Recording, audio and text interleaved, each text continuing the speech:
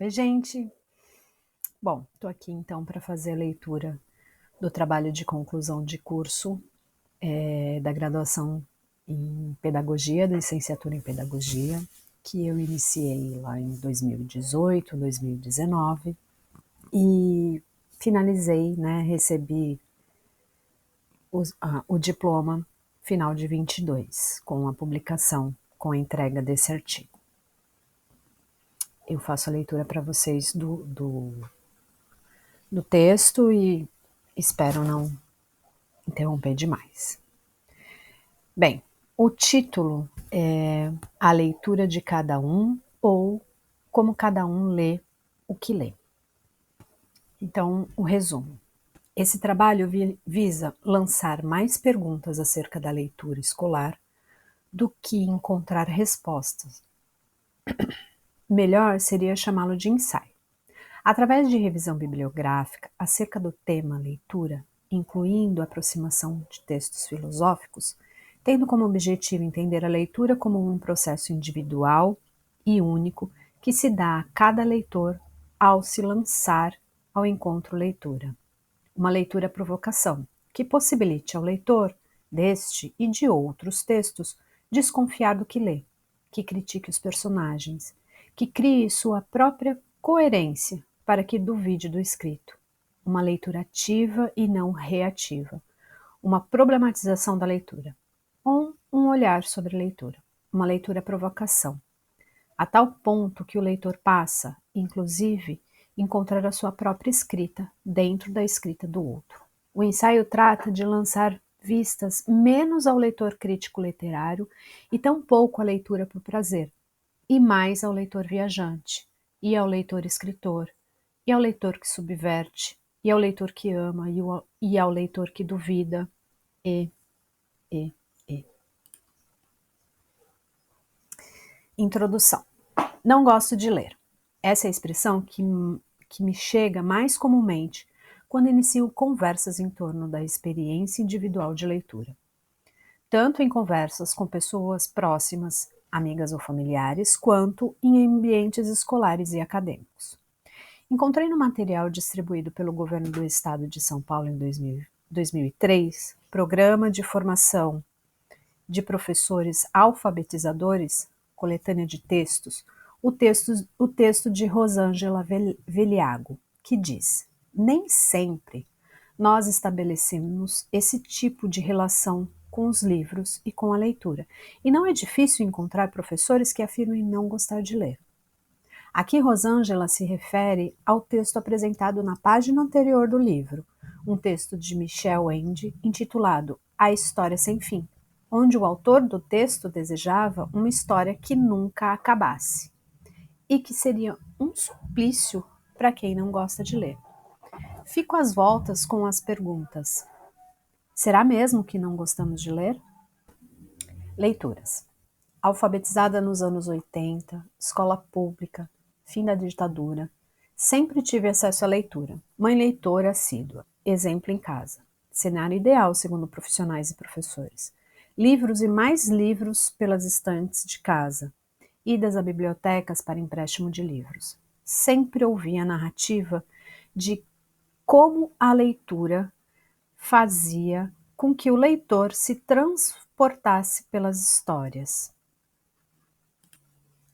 como se quem estava lendo fizesse parte delas. Esse discurso me entediava, duvidava que seria possível alguém fazer tal viagem. Até que, por volta dos 15 anos, uma amiga muito próxima, confidente de segredos íntimos, também descreveu as mesmas percepções de leitura. Era como se ela entrasse no livro, dizia a menina. Foi então que a frustração de não ser uma dessas leitoras apareceu. A amiga, também estudante de escola pública, também tinha mãe leitora, que sabia contar histórias e ler mundo. E o que é, então, ler mundo? Lá encontrei algumas árvores da minha infância. Reconheci-as assim sem dificuldade. Quase abracei os grossos troncos, os jovens troncos da minha infância. Então, Uma saudade que eu costumo chamar de mansa me envolveu cuidadosamente. Deixei a casa contente, com a alegria de quem reencontra gente querida. Fim da citação. Volto ao texto. Continuei na companhia de Paulo Freire e seu livro A Importância do Ato de Ler. O autor rememora a infância para relembrar o ato de ler. E lhe ocorre que primeiro aprendeu a ler mundo antes de ler palavra. Ler é rememorar? Citação. A retomada da infância distante, buscando a compreensão do meu ato de ler, o mundo particular em que me movia, e até onde não sou traído pela memória, é absolutamente significativa. Neste esforço a que me entrego, recrio e revivo no texto que escrevo a experiência vivida no momento em que ainda não li a palavra.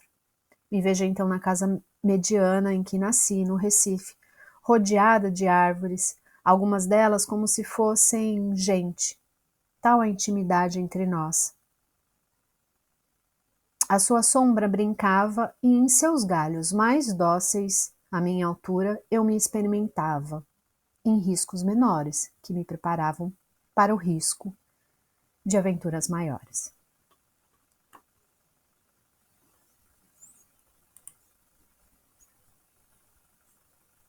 Ler é imaginar?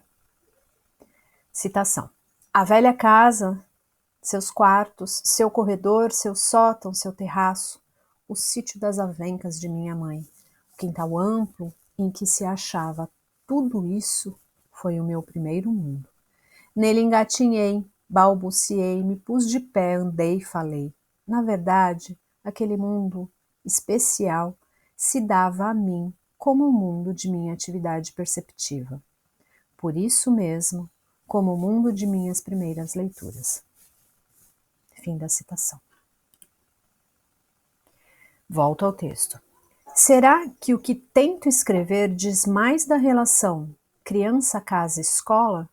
Se a primeira leitura que fazemos é leitura de mundo, posso pensar que o contato casa é essencial? Contato coisas que encontro no chão é a primeira leitura? Ou será que essa tentativa de escrita está um passo antes de pensar o incentivo à leitura? Pensar a relação e a busca das memórias. Quais foram as relações com o mundo que construímos antes da leitura em si? Citação.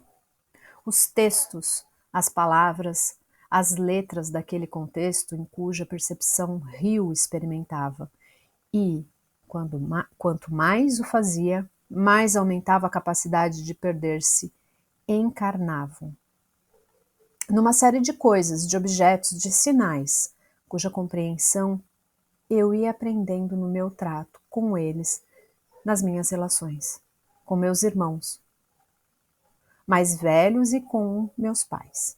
Os textos, as palavras, as letras daquele contexto se encarnavam no canto dos pássaros, o do sanhaço, o do olha para o caminho quem vem, o do bem te vi, o do sabiá, na dança das copas das árvores sopradas por fortes ventanias que anunciavam tempestades, trovões, relâmpagos, as águas da chuva brincando de geografia, inventando lagos, ilhas, rios, riachos. Os textos, as palavras, as letras daquele contexto se encarnavam também no assobio do vento, nas nuvens do céu, nas suas cores, nos seus movimentos, na cor das folhagens, na forma das folhas, no cheiro das flores, das rosas, dos jasmins, no corpo das árvores, na casca dos frutos, na tonalidade diferente de cores de um mesmo fruto em momentos distintos. O verde da manga espada, o verde da manga espada verde, o verde da manga espada inchada, o amarelo esverdeado da mesma manga amadurecendo, as pintas negras das mangas mais além de madura, a relação entre essas cores, o desenvolvimento do fruto, a sua resistência à nossa manipulação, e o seu gosto. Foi nesse tempo, possivelmente, que eu, fazendo e vendo fazer, aprendi a significação da ação de amolengar. Fim da citação. Alfabetização e leitura. Nova citação. Mas é importante dizer, a leitura do meu mundo, que me foi sempre fundamental, não fez de mim um menino antecipado em homem, um racionalista de calças curtas.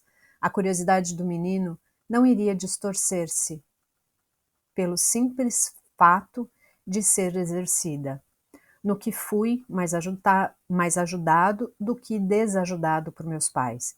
E foi com eles, precisamente, em certo momento, dessa rica experiência de compreensão do meu mundo imediato, sem que tal compreensão tivesse significado, malquerenças, ou que ele tinha de encantadoramente misterioso, que eu comecei a ser introduzido na leitura da palavra. A decifração da palavra fluía naturalmente da leitura do mundo particular. Não era algo que se estivesse dando supostamente a ele. Fui alfabetizado no chão do quintal da minha casa, à sombra das mangueiras, com palavras do meu mundo, e não do mundo maior dos meus pais. O chão foi o meu quadro negro, gravetos, o meu giz. Fim da citação. E aí eu volto para o texto. Então, além das coisas que leio do chão, é importante percorrer o caminho da alfabetização? Quero aqui repetir. Fui alfabetizado no chão do quintal da minha casa, à sombra das mangueiras, com palavras do meu mundo e não do mundo maior dos meus pais. Palavras. Palavras do meu mundo. Palavras que conheço o som por tê-las tocado? Palavras das coisas que leio no chão? Nova citação. Por isso é que, ao chegar à escolinha particular de Eunice Vasconcelos, cujo desaparecimento recente me feriu e me doeu, e a quem presto agora uma homenagem sentida, já estava alfabetizado. Eunice continuou e aprofundou o trabalho dos meus pais. Com ela, a leitura da palavra, da frase, da sentença jamais significou uma ruptura com a leitura do mundo. Com ela, a leitura da palavra foi a leitura da palavra mundo. Fim da citação, volta ao texto. Conheci quem nunca teve nenhum incentivo à leitura, nenhum exemplo em casa, um leitor, alguém que apresentasse a literatura. E são exímias leitoras. Se entregam aos livros, são levadas pela leitura e suas narrativas. Sempre dizem o quanto estão junto à leitura. Um tipo de espectador muito próximo, ou como participante daquele enredo. Se deliciam, sofrem, sentem dor e alegria. Lembro que durante a adolescência ouvia muitos educadores falarem que crianças deviam ver seus pais lerem, para pegar gosto pela leitura. Filha de professora, sobrinha de professora, ouvir educadores conversarem era comum em casa. Ter um modelo de pessoa leitora, alguém da família que lesse e as crianças à sua volta, era o incentivo perfeito. Pois bem, essa era minha mãe, a leitora. Estava sempre à volta com livros e artigos e revistas e jornais. Meu pai era o que lia os encartes de disco e nos levava à biblioteca. Eu procurava livros e os lia. Minha irmã às vezes escolhia um e não lia. Não gostava de ler, dizia ela. Volto a perguntar, será? Eu também não gostava de ler, mas lia. Às vezes por pura curiosidade, às vezes por pura pressão familiar. Então, se o incentivo à leitura ou o exemplo vem de casa não garantem o gostar de ler, então o que é ler? Como se lê? Imagens. Algumas outras conversas sobre leitura giram sobre experiências pessoais como, abre aspas, nunca tinha sentido um cheiro ao ler um livro, mas quando li o livro Perfume foi exatamente o que senti, cheiros. Fecha aspas. Para Paulo Freire, a leitura do mundo precede a leitura da palavra. A leitura do mundo como experiência do vivido, do que nos acontece, o que nos ocorre, e traz para junto da leitura o conhecimento do mundo que temos, ou simplesmente conhecimento de mundo que inventamos. Certo dia, uma criança me perguntou o que era masmorra. Eu, que sempre imaginei a masmorra como um local escuro e úmido no alto de um castelo, não a torre, não tão alta, me surpreendi quando outro adulto que participava da conversa disse que a masmorra ficava no subterrâneo, como local úmido, sendo impossível estar em algum outro lugar, no caso da minha imaginação, nas alturas. Caso eu pesquise as arquiteturas do castelo e encontre uma informação diferente do que eu imaginara até então, tenho certeza irá alterar o como eu vejo a masmorra quando a leio. Caso eu busque na memória onde essa imagem foi formada, posso encontrar o que Freire chama de leitura de mundo. Mesmo não estando numa masmorra, a imagem que se fez de um mundo inventado conta. E como para a criança, autora da pergunta, essa resposta, um lugar no alto do castelo, pode influenciar na leitura de mundo? Procurei olhar por janelas durante a pesquisa sobre leitura. Filosofia e sociologia me apoiam no processo dessa pesquisa. A educação e a linguística me ajudaram a encontrar uma linha que faça uma reflexão entre a possibilidade de muitas interpretações para um mesmo texto.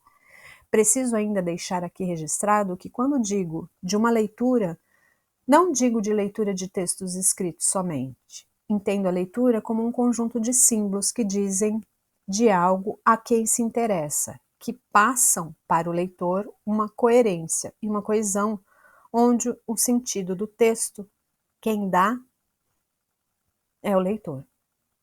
E é independente de sua idade. Por maior que seja a intencionalidade do autor, é impossível dizer que existe somente um sentido do texto, uma possibilidade de leitura. Desenvolvimento. No contexto escolar, podemos dizer que a leitura tende a ser compartilhada em momentos específicos para tal, com finalidade de integrar conhecimento ou discutir alguma ideia apresentada, levando assim o leitor a um objetivo: encontrar e discutir algo, concordar ou discordar de tal ideia, trazer ou não a verdade daquilo que foi escrito. Sinto aqui a necessidade de abrir um parêntese e pontuar um outro assunto, que não será aprofundado, mas precisa ser mencionado, devido ao tipo de escolarização que encontramos frequentemente nas escolas brasileiras, uma escolarização da meritocracia e da concorrência.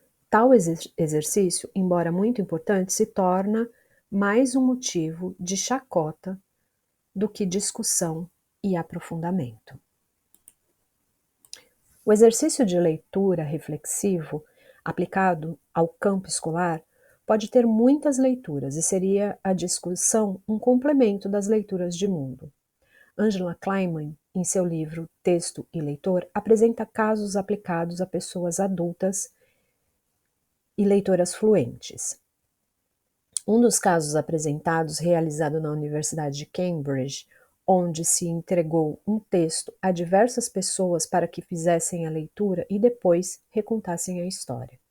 O texto contava sobre um espetáculo empolgante. Vários aspectos foram descritos no texto, que trazia um evento de rua, e em dado momento do texto se contava sobre como teria sido uma aterrissagem, e não necessariamente de usar trajes especiais para tal feito. Quando as pessoas recontavam a história, não mencionavam os detalhes da aterrissagem. Abre aspas, citação. Alguns leitores lembravam que existiam umas sentenças sobre aterrissagem que não conseguiram entender, mas a maioria dos leitores simplesmente não mencionava nada a respeito dessa informação. Fim da citação. Volto ao texto. Duas formas de interpretar a situação foram apresentadas pela autora: o desconhecimento linguístico e a formulação de hipóteses. No texto, no título e no desenvolver desse texto curto, o leitor encontra indícios de uma manifestação grande. A quantidade de pessoas e somente na quinta sentença aparece a informação da aterrissagem. Por não conseguir relacionar uma hipótese ao contexto deste texto, essa informação não é registrada pelo leitor por ser inconsistente ou a descartou permanentemente na hipótese anterior, a da marcha de protesto. Observo que a formulação da hipótese poder estar ligada muito mais à leitura de mundo do que propriamente ao texto apresentado, percebo que talvez pudéssemos pensar que as pessoas descartaram a aterrissagem podem não ter conhecido uma, e as que lembram algo de aterrissagem no texto têm certa familiaridade com a palavra e seu significado, ou somente já viram ou presenciaram uma aterrissagem. Outro grupo de leitores que leu o mesmo texto que tinha como única diferença o título que mencionava a viagem espacial, não teve dificuldade de lembrar a passagem da aterrissagem, ou seja, puderam formular uma hipótese mais completa. Citação. O leitor que não conseguiu fazer sentido da metáfora ficou limitado pelas suas próprias expectativas e experiências prévias. Fato esse não incomum entre leitores menos experientes. Assim, embora o leitor percebesse as inconsistências, ele foi incapaz de resolvê-las mediante o abandono da hipótese inicial e a construção de uma hipótese alternativa, consistente com as pistas formais. Na conclusão do capítulo, Ângela ainda nos dá outra pista. Citação. Assim, uma atividade que pode começar como um jogo de adivinhação dirigida por um adulto pode ser, de fato, o ponto de partida para o desenvolvimento de estratégias metacognitivas do leitor. Volto ao texto. Formular hipóteses pode estar mais relacionado à leitura de mundo do que unicamente ao conhecimento.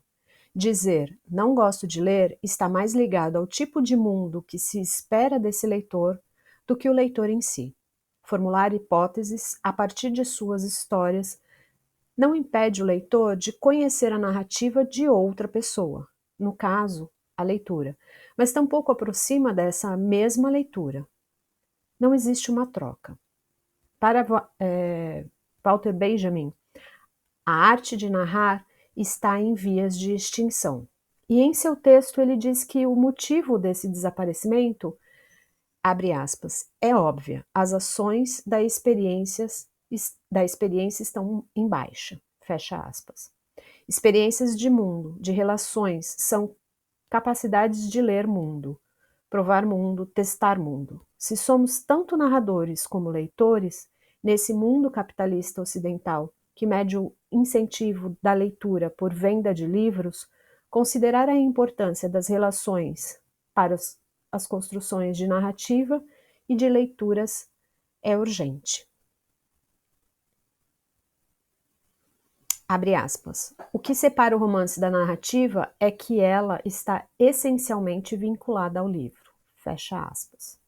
Durante todo o capítulo, o autor conta de uma construção do romance como invenção e da relação de escrita versus a oralidade, ou mesmo outras escritas, como, por exemplo, os contos de fadas e as prosas, onde saberes passados oralmente incluem as experiências narradas por outras pessoas nas relações.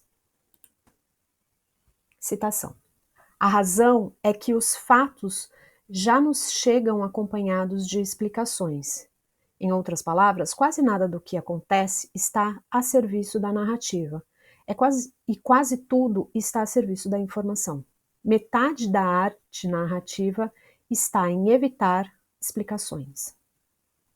Fim da citação.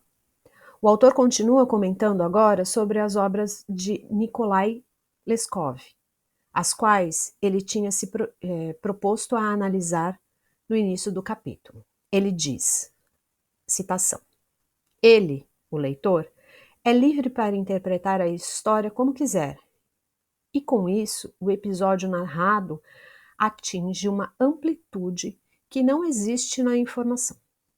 Fim da citação. Vejo duas linhas. Uma é a impossibilidade de o leitor criar suas próprias histórias dentro da leitura. Outra, como apresentado por Ângela, a impossibilidade de criar essa mesma narrativa caso a informação não esteja explícita no texto. Conclusão. Estou falando do como e corro imenso risco deste ensaio ser considerado como uma apologia à não leitura ou ao não confronto de diversas leituras. Não é disso que se trata. Bell Hooks, em seu livro Ensinando o Pensamento Crítico, escreve sobre a importância de se ler e o incentivo à leitura. Discordo em partes dela, por isso trago o trecho do texto em que ela aponta a questão da discussão em sala de aula, ponto que concordo, mas sem antes dizer que a leitura é algo a ser construído em relação. O que venho dizendo aqui é de uma leitura que possibilite outras pesquisas e não única e somente a aceitação do que se está escrito. Citação. Conheço em primeira mão a experiência de dar aulas para estudantes que simplesmente têm pouco ou nenhum interesse em ler. Professores que lecionam disciplinas de literatura encontram leitores relutantes e hostis em todas elas. Minha decisão de parar de ensinar em tempo integral foi influenciado pela apatia dos meus estudantes em relação à leitura. E ainda que, ao longo de minha carreira no ensino, eu tenha encontrado estudantes incríveis, totalmente engajados com o material colocado diante de seus olhos, os não leitores simplesmente começaram a ser uma presença tóxica, interrompendo o debate em sala de aula. Era sempre assustador quando os estudantes que não haviam lido material obrigatório queriam se expressar verbalmente durante o debate. Fim da citação. Volto ao texto. Me parece que cada vez mais estou chamando de autonomia da leitura essa relação leitura-afeto. Incentivo à leitura aplicado no espaço escolar tem se parecido cada vez mais com uma reprodução de opressão. Algo como condicionar leitores à leitura única daquilo que se lê, valorizando muito mais a informação impressa, ou uma certa verdade impressa no texto e utilizando de uma certa desvalorização dos afetos que a leitura emprega. A escolarização tem um papel fundamental em uma certa construção de texto e livro como verdade. Muito além de dizer que todos deveriam gostar de ler para serem melhores oradores ou entender melhor o mundo ao qual estão inseridos. E se pudéssemos simplesmente dizer aos alunos: olha, vem cá ver o que a leitura pode fazer. Olha, cada um tem um jeito de ler. Olha, vem descobrir se nesse texto você se identifica com essa ou aquela forma de leitura. Olha, talvez esse texto seja o seu texto. Veja bem, convido você a ler se quiser, ler se precisar, ler como você quiser, pulando páginas ou lendo só resumos. Autonomia da leitura. Talvez e só talvez estejamos falando da forma escrita pouco convidativa ao leitor, ou a forma escrita que não permite um devir leitor, que o encerra em um significado e não permite ao devir, não permite ao desejo da leitura.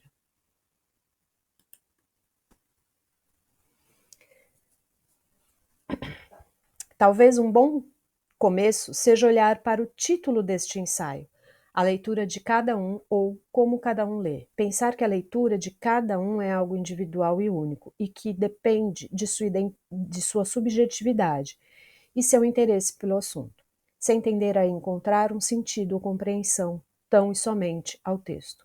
Quem lê não deveria se sentir forçado de antemão a um parâmetro ou um tipo de regra, ou um dever ser leitor. Pensar a leitura de cada um a partir de seu próprio contexto e interlocução, trazendo ao texto efetivamente algo que o texto não imprimiu. Minha própria subjetividade, minha própria perspectiva de mundo.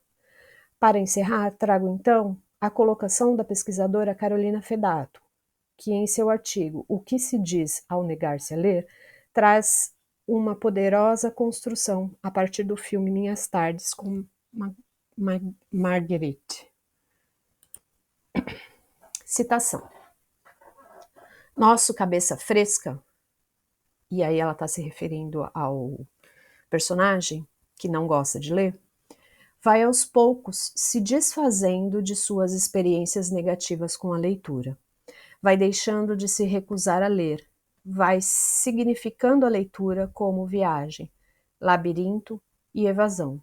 Vai construindo uma afetividade a partir dela, para enfim se autorizar a ser um leitor fora dos dolorosos moldes escolares, com seus equívocos, imagens e metáforas. Fim da citação, volta ao texto. A leitura é uma construção também.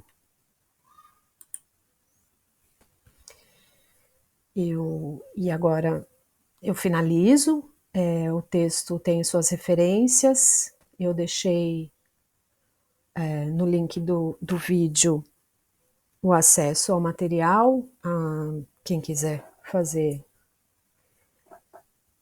o download e ter as referências e ter o texto, fiquem à vontade e me contem como é essa relação com a leitura com quem não gosta de ler. Até!